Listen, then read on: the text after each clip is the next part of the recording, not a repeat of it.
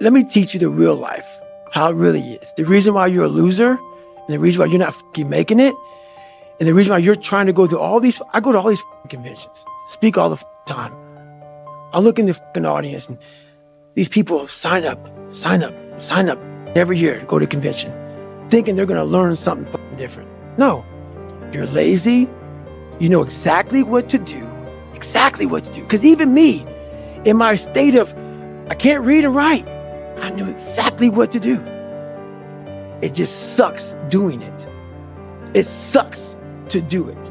It sucks to wake up every morning of your life and say, God, man, I'm not smart. So guess what I gotta do? I gotta study the same shit that I got one of the highest scores in the nation on, and do it again. It's not just there. It's not just there permanently for me. So yeah, it's all stick. It's all stick. The only carrot you have is like, maybe.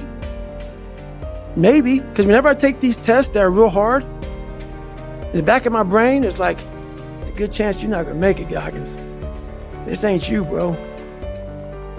This ain't you. You weren't born like this. This ain't you. The real you, bro.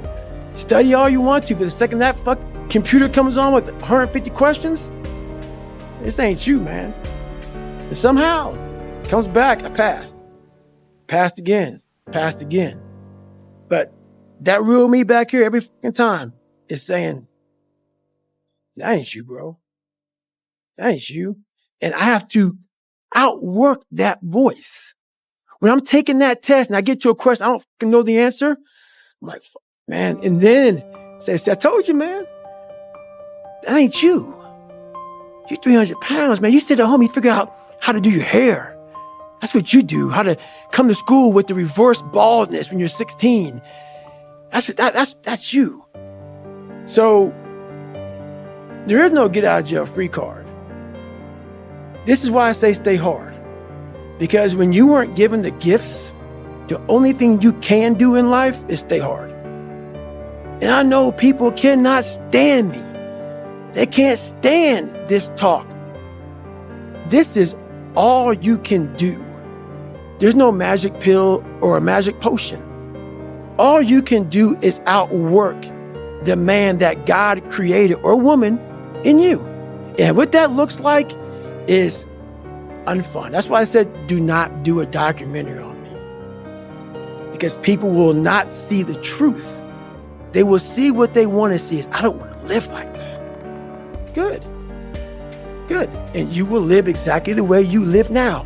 Questioning who you are. Wondering what is possible. Wondering what you are capable of doing. That's how that looks. What we obtain too cheap, we esteem too lightly. Easy successes may be pleasant, but if they're the only successes you achieve, you'll come to expect quick, effortless results. Then when life hits you hard with a difficult challenge, you'll lack the mental toughness to overcome it. Moreover, you'll never appreciate the easy successes as much as the ones that require blood, sweat, and tears. Does it mean that you should reject easy successes and seek the most difficult ways to accomplish your goals? Of course not. However, you should make sure that you don't deliberately avoid hardships. Resist the temptation to set your aims low. Scoring exclusively easy wins might feel good, but you're limiting your potential that way. Over the long term, make sure that you always have at least one big, ambitious, and demanding goal in life, as that's where the power of self-discipline shines, where most personal growth happens, and which delivers the greatest feeling of having accomplished something worth doing. Receive wealth or prosperity without arrogance, and be ready to let it go. Never take self-discipline for granted or assume that if you can control your urges, you're now invincible. Humility plays an important role in helping you maintain self-control. An arrogant person will be more likely to unnecessarily test their willpower, which will eventually lead to their downfall. This happens because of the restraint bias, the tendency for people to overestimate how capable they are of controlling impulsive behaviors. Research shows that people who had an inflated belief in their self-control overexpose themselves to temptations, such as recovering smokers, putting themselves in situations tempting them to smoke, which increase the risk of a relapse. Assume that your self-discipline is like prosperity. It's possible that it will stay with you for a long time, but it's also possible that it will disappear. Consequently, you'll work harder to keep it in your life. If it does go away, when you make some mistakes, you'll accept it with more tranquility and be more likely to regain it quickly. You gain strength, courage, and confidence by every experience in which you really stop to look fear in the face. You are able to say to yourself, I lived through this horror. I can take the next thing that comes along. You must do the thing you think you cannot do. Self-discipline is a lot like dealing with fear. When you face temptations, look them straight in the eye and send them packing. The next time they appear in your life, you'll be able to say to yourself, I managed to overcome them once. I can handle them this time as well. The more times you successfully overcome the temptations, the easier it will be to handle them again.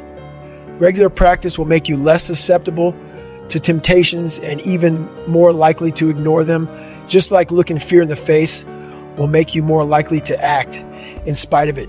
Granted, it's not that with enough experience, you'll become unconditionally self-disciplined, just like you won't one day stop being afraid of anything.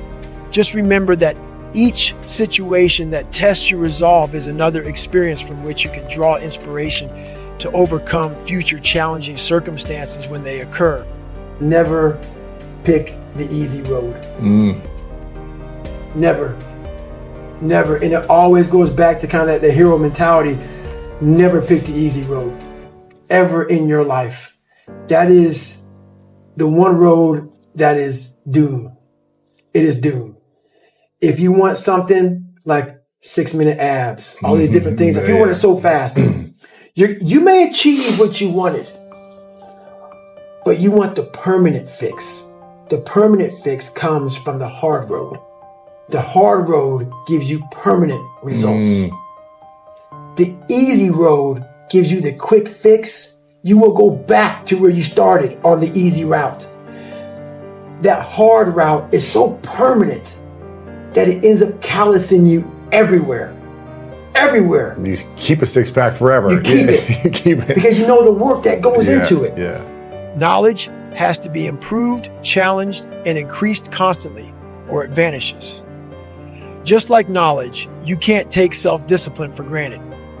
Unfortunately, being a self-disciplined person isn't a one-and-done kind of thing. Once you have learned how to live that way, you can still lose it if you don't consistently strengthen it by setting new challenges and rejecting instant gratification in favor of bigger future rewards. Never assume that you're disciplined enough. There's always a new area in which you can improve your self-control and further expand your comfort zone. For example, regular exercise poses no challenge for my self-discipline. In order to strengthen it, I need to set bigger and bigger exercise-related challenges for myself. Instead of focusing on fitness, I can also find a new area in which my discipline is lacking, such as developing more patience when dealing with other people, and focus on improving it until it's no longer a test for my resolve. Such consistent practice ensures that you're at least maintaining your level of self-control and ideally always getting better at it. Hold yourself responsible for a higher standard than anybody else expects of you. Never excuse yourself. Never pity yourself. Be a hard master to yourself and be lenient to everybody else. The only standards that should concern you are your own standards. If you act in accordance with the standards of the majority of people, you'll be overweight, unfit, unhealthy, lazy, hating your job, not having enough time for your family, and in debt. I sometimes get flack for my goals. You're already slim. Why do you still watch your diet? Why do you save so much money? You should live it up. Can't you live like a normal person instead of waking up at 5 a.m. and gonna sleep as early as 8 p.m.? According to my standards, the growth should never end. I always hold myself responsible for a higher standard, and this allows me to maintain success, friendly habits in my life, and achieve even more success. If you allow yourself to have low standards, How are you supposed to ever achieve excellence? Exhibiting self-control is one of the most powerful demonstrations of having high standards, letting fleeting emotions and urges control your life. As most people do, is a surefire path to mediocrity. The important thing in the Olympic Games is not to win, but to take part. The important thing in life is not triumph, but the struggle. The essential thing is not to have conquered, but to have fought well. Nobody will ever give you any grades for your level of self-discipline. There's no finish line and there's no podium for the winners. The only purpose of building self-discipline is to conquer yourself, your own urges, your own weaknesses, and your own self-sabotaging behaviors. It's easy to forget this fact and assume that when you reach your goals, you're done. In fact, the moment you make your dreams come true isn't the most important moment. It's important, no doubt, but without the process leading to it in itself, it means little. The most important moments are the moments of struggle, when you're striving to fight, even when you can barely stand and the whole world is spinning around you. It's this very act that proves your mettle and showers you with life, encompassing benefits, not the act of winning in itself. Whenever you find yourself frustrated that you're still a long way from the finish line, remember that it's right now, at this very moment, that you're collecting the biggest rewards. It's the struggle in itself that improves you and makes you a more successful person. Anybody, not just Navy SEALs, but anybody that can accomplish anything that is hard. The only separator is that they really want to be there. There's some people that get inspired, and that inspiration moves them to try to do something. But that inspiration is very high right now in this nice environment. We're in a nice environment. The ocean's out there. I'm talking to you. If I want to go to the refrigerator and get something to drink, eat, I can. I watch a movie about some badasses, you're inspired. But the second you're not in this environment and you're actually doing what inspired you, that suck factor is now real. You can't just get off your couch and get a shake or get a box of donuts or turn the TV. You're now there. And only those people who have been there 1,000,000 times in their minds and have lived in that water and have suffered 1,000,000 times and realize my legs may break. My knee may break. My bones will hurt. I will be the coldest I've been in my life. I will be miserable and accept that. Because what happens is when you get in a horrible situation in life, your mind, I call it my 1-second decision. When you get in a horrible situation in life, your mind immediately says, get the out of here. Everybody's does, even if you want to be there. But it starts to have all these different questions in your mind in that 1 second. And it says, okay, why are you here? Why are you doing this? Why this? Why that? And then you start to say to yourself, if you don't want to be there that bad, I have a beautiful wife at home, man. Why the am I doing this, man? Like, this is stupid. This is going to get these guys injured. Like they're going to pay for this for the rest of their lives. I'm not going to break my body up to do this. Your mind starts to say, yeah, this is stupid.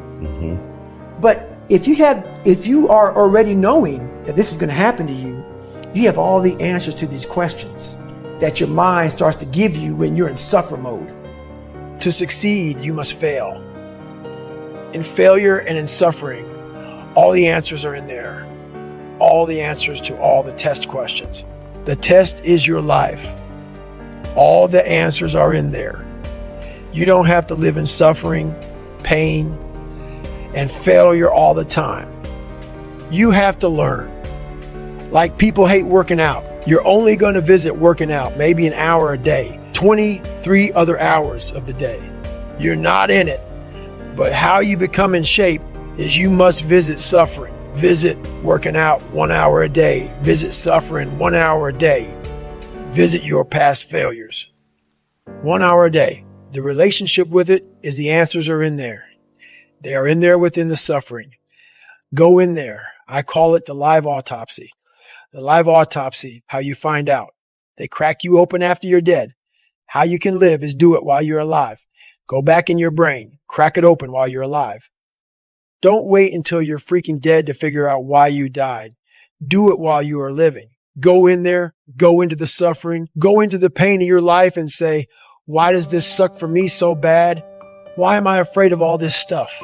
Why have I shut down the whole world? I guarantee I'll tell you why you shut down the whole world. It's in these nooks of the suffering within your brain.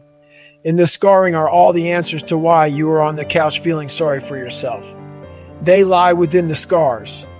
Visit them for at least an hour a day. Study them. And then you'll find out more about yourself. You will then grow. So don't look at it as every day I suffer. Go into it an hour a day. Learn from yourself. Learn from life. Learn from me. Learn from your failures.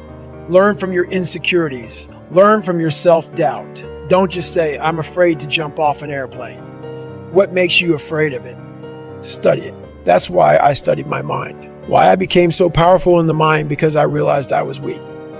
So instead of running away from the mind, I dove into it and said, what is making me weak?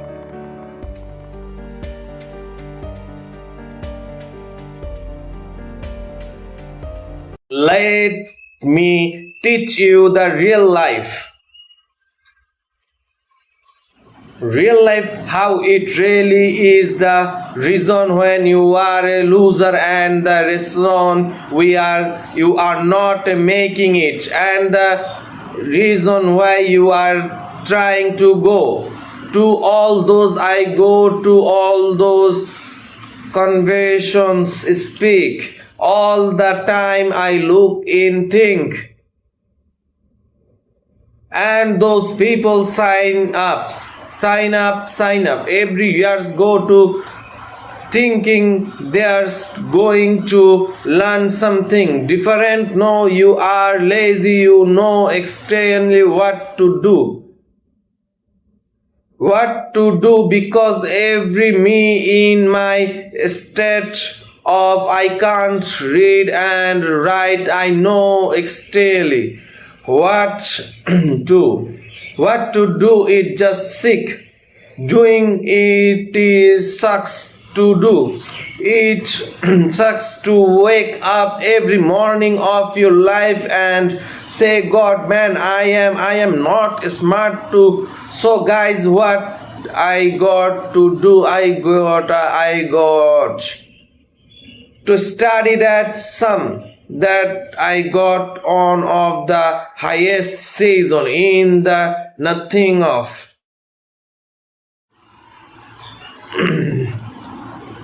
nation on, and do it again do it again. It's not just there, it's not just tree for me. So yes, at the 6 acts of motivation, it's takes the only care you